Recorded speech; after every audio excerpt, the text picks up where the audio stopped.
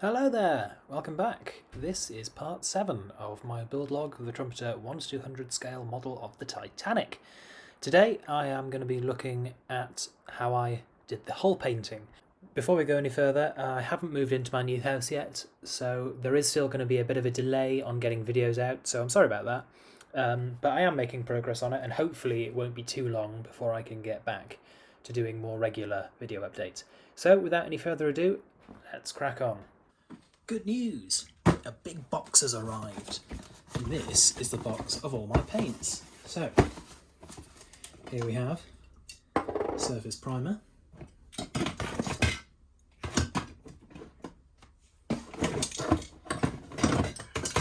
And another couple of cans of surface primer. This is the Tamiya Fine Primer. It's a really good product. I've used it on quite a lot of models before. I'll need to use it quite a lot over the model on any painted surface, so I got quite a few cans of that. Also got this. This is another Tamiya primer, but this is it's called Red Oxide, and I'm going to use this for the anti-fouling paint below the waterline. I've also got a couple of cans of Humbrol enamel varnish. And I'm going to use that to protect the entire model once painting is done, to sort of lock in all the paints that I'm going to do, because I'm going to do proper colours, and then on the top of that I'll put some very, very light weathering, just a little bit of streaking here and there, maybe a bit of dry brushing, that kind of thing. So I want to use the a nice solid enamel varnish to lock all that in. I've then got this. This is Tamiya NATO Black, and I'm just not sure whether this is going to get used or not. I'll have other uses for it if it doesn't get used, but I don't really want to do a complete matte black for the hull, if possible, because I don't think that's particularly realistic. I think it's a lot more realistic to have a slightly off black kind of colour, almost like a charcoal, maybe even with a bit of blue in. I think that's a lot more representative of sort of steel hull plates. So I'm hoping this colour might deliver that. If it doesn't, I've also got 2 cans of Humbrol Matte Black, and I can use these and then weather and dry brush to the desired effect that I want. These aren't going to get wasted. I'll always have a need for a matte black spray, and I will easily find a need for this colour as well.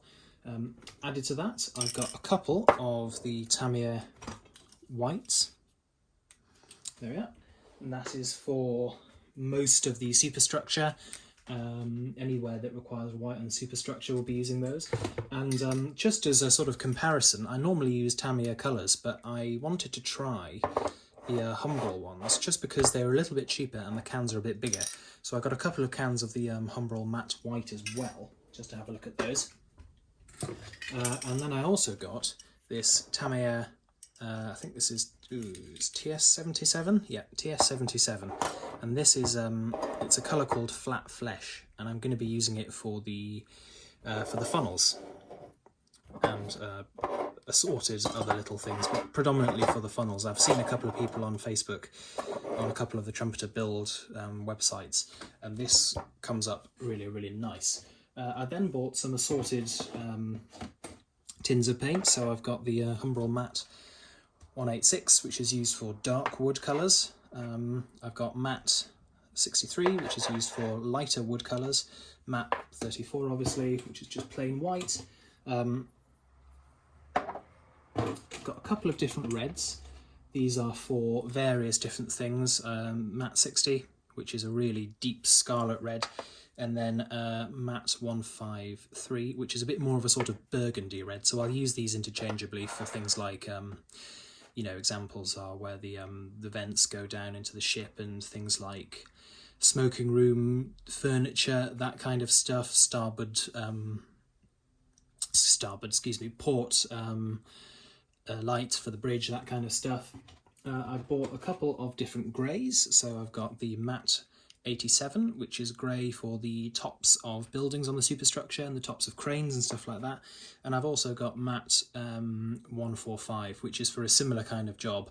These were bought, one for the bridge, for the top of the bridge, and one for the cranes. I can't remember which is which at the moment, but these are for like the sort of the top areas of places. They'll also be good for things like weathering when I dilute them down with thinner.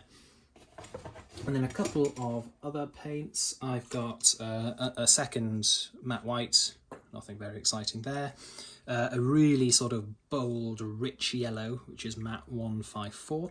That's going to be used for the yellow stripe between the white and the black on the hull, amongst other things, and I'm going to airbrush that on. And then lastly, in the Humbrol stuff, I've got matte 103, which I'm going to use just for little jobs here and there. I might mix it with some white to make the lifeboat covers look a bit more like a canvas.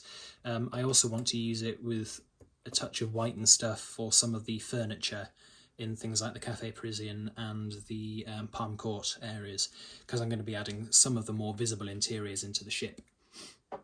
The only other thing I got is this. This is back onto the Tamiya range, XF15, and this is just the paint pot equivalent of flat flesh.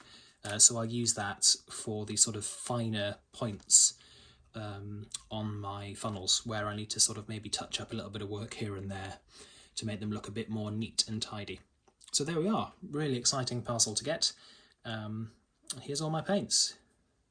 The first thing I needed to do was to work out how to suspend the hull in such a way that it could be painted. So what I did, and I'm not saying this is the best way of doing it, but I suspended it from the washing line using 4 lengths of rope going through the larger portholes, and it seemed to work pretty well for me. I should probably say here I've been trying some fairly experimental means of filming this process. This idea, which I promptly stopped trying, was to attach the camera to my forehead, which kind of half worked, but it also means that you tend to see the very top of the boat and very little else.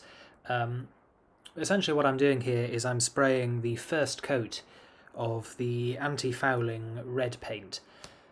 What I was intending on doing is spraying this to roughly where it needs to be, and then masking off the red section of the hull and spraying white primer on the rest of the hull, and then filling in the other colours like the black and the white and the sheer line yellow stripe later on. One obvious thing to say is make sure you wear a mask when you do any form of spray painting. I'm dealing with acrylic paints here, which are not the worst things in the world to inhale. They're certainly nowhere near as bad as things like enamel paints, and obviously, as you can see, I'm working in a very, very well ventilated area. But even so, I'm still using an FFP3 mask, and that is the lowest level of protection that you should be using for spray painting. So please do make sure that you wear something like that when you do spray painting. It's really important. It's fair to say I am not an expert at spray painting, as these jobs probably show you. I'm a bit of a novice, really. But the few things that I have learned is to make sure you do it really slowly. Lots of thin layers are better than one thick one. Hold the can a decent distance from the workpiece and keep it moving at all times. Don't let the can stay too long in one place. And hopefully you should end up with a really good finish.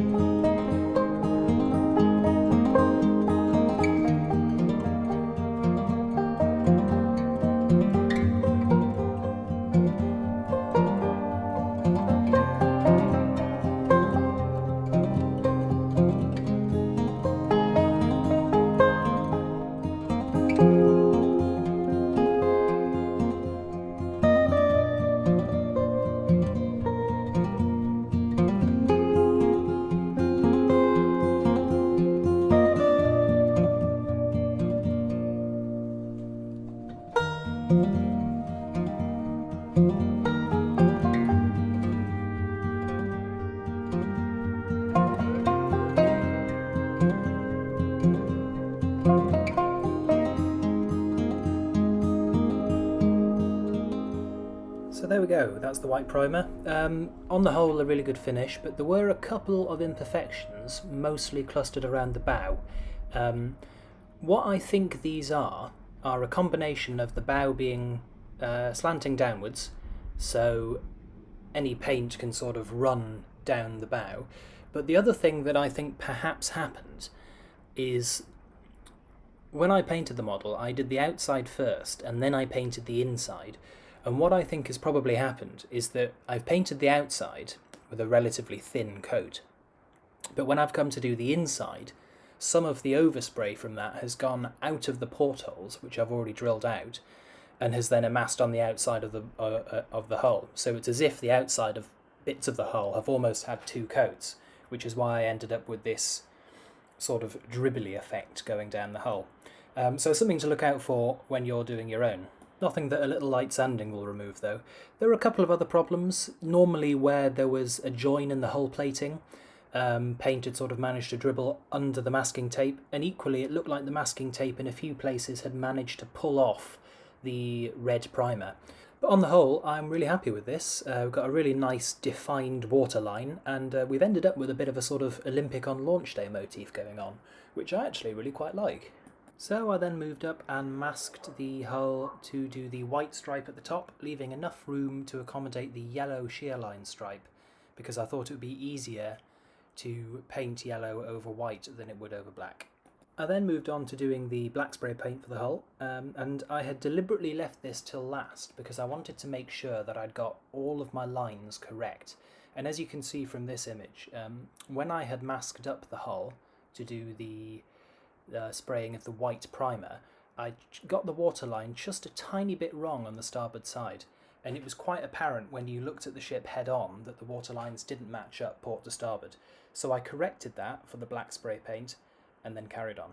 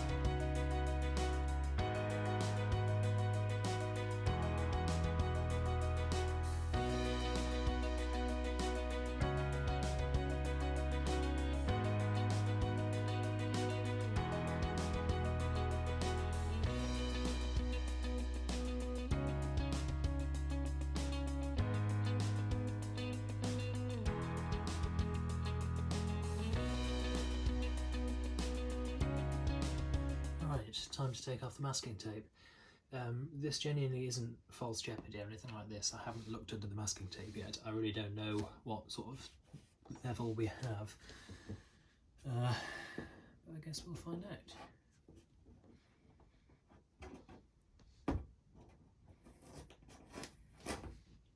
It's the cheap masking tape. Because I'm a little bit stingy, I've used a mixture of cheap and expensive masking tape. Cheap masking tape just covers over the less important parts, and then the expensive masking tape is used to cover the lines between the different paints that I want to be very crisp. Right.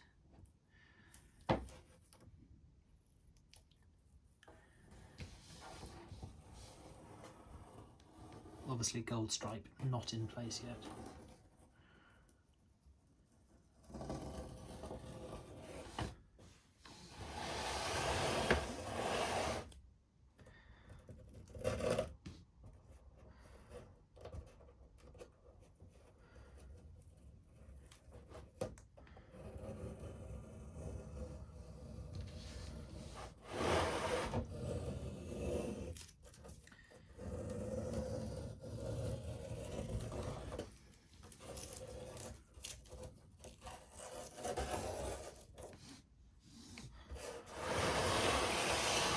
Good.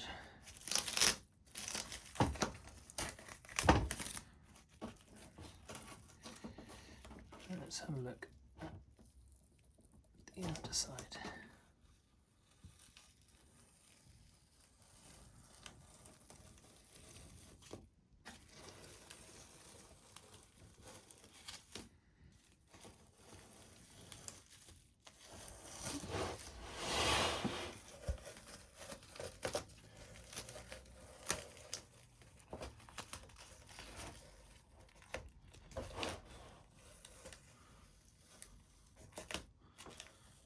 bad. Right, I'm going to turn off the camera and I'll do the rest of the unmasking. So here we are. There's a few little issues with the red. The red seems to have been susceptible to being pulled off by masking tape. Just in a few places you can see as we go down. It's not bad by any means, but it will need a bit of touching up. But to be fair, I was kind of expecting that. Same on the other side. A few little areas that need to be touched up, but to be fair, I'm delighted by how this has come out. I really am. It's one of those things, once you get the model like this and you get the paint on, it really starts to have that sort of, it really brings the model to life when you've got that lovely contrast between the black and the white and that sort of really deep, rich red stripe running down it. Obviously the next job is to do the dreaded yellow stripe, and because of this I've deliberately extended my white quite a bit further than I otherwise would have done. So here we are. So if you can see, it's quite zoomed in. I'm going to make the yellow stripe basically on these two rivet lines, those two rivet lines there. So there's going to be a sliver of white on the hull, but most of this white will become the yellow line. I've got to say, not looking forward to painting that one bit. Having just said all of that, the next bit I'm actually going to do is the rudder.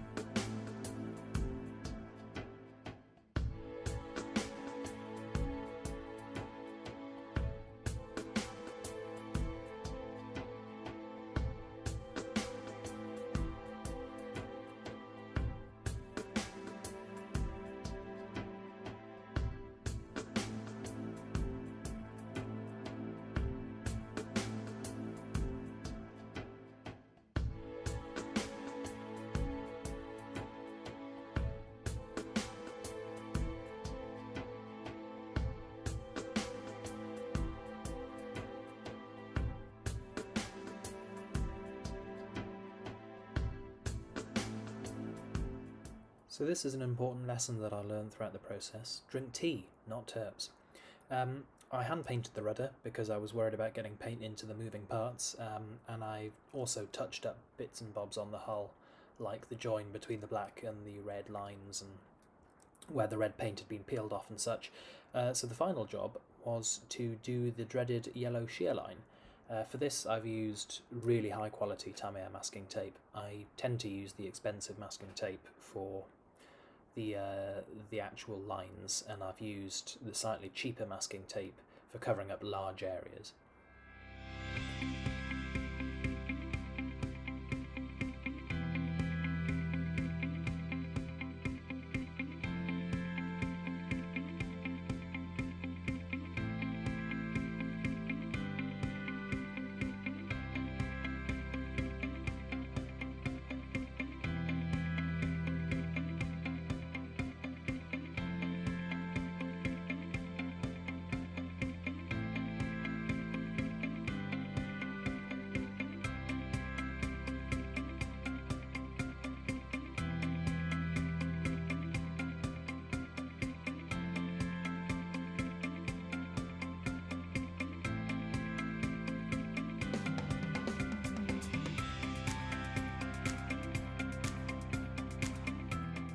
So, having done the painting, I peeled off the masking tape, and as you can see, anywhere where there was a plate joining seam or a rivet seam, the masking tape hadn't made a particularly effective seal.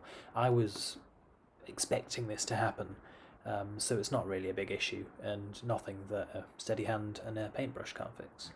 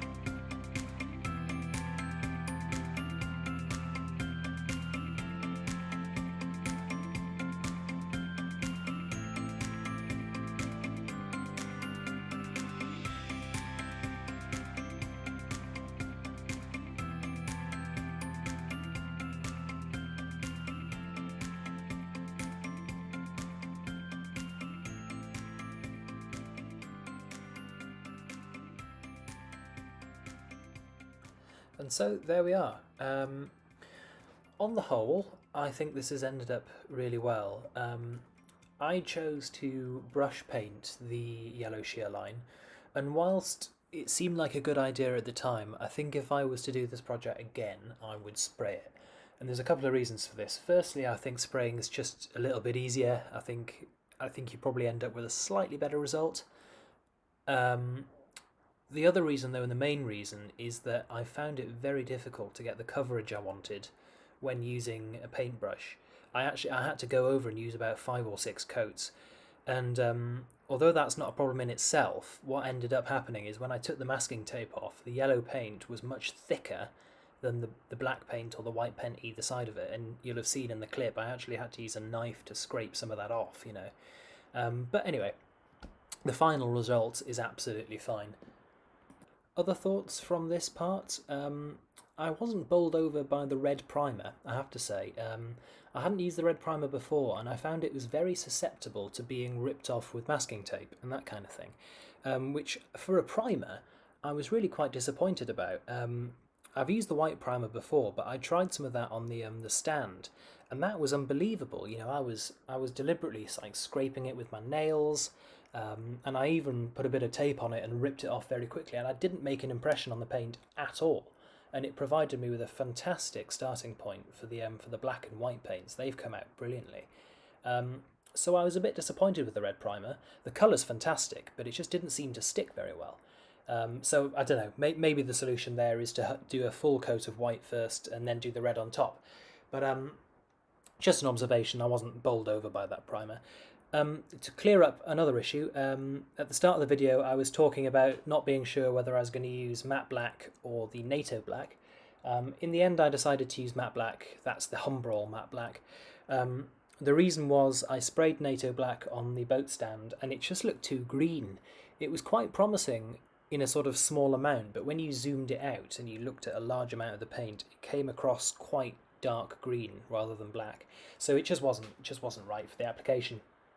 So I found a use for that elsewhere, but for this model I've used the Humbrol matte black, and this is by no means finished. I want to add a few weathering effects because I tend to find with a model like this, when you have a large amount of a matte paint, it looks quite good when you're really zoomed in, but it doesn't quite translate when you scale up. So when I look at the whole length of my model, I don't think the matte black quite looks right, and I think it needs to have a little more variation in its colour. And I think it also needs a tiny bit of white and maybe even a bit of blue as well. So my intention is to go over the whole boat with a very, very well thinned wash to try to just sort of vary up that matte black colour a bit more, to give it a bit more sort of scenic interest, I suppose. And I want to do some other weathering as well. I want to add a bit of rust streaks on the anchors, you know, and I'd like to have a few water streaks from the washout points and the weld decks and that kind of stuff. So there's a little bit left to do, and once I've finished I'm going to encase the whole lot in some enamel varnish. But this seems like a good place to stop now, as the video is getting really long. So I hope you enjoyed this. I certainly enjoyed making this. I think this is probably the most exciting bit I've done so far for me. So if you did, have a think about subscribing, and I will see you in the next one. Cheers for watching. Bye-bye.